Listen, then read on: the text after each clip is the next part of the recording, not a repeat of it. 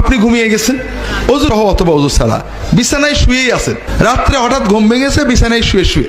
ঘুম ভাঙে না মাঝে মাঝে আমাদের? ভাঙে, আবার ঘুম আসে।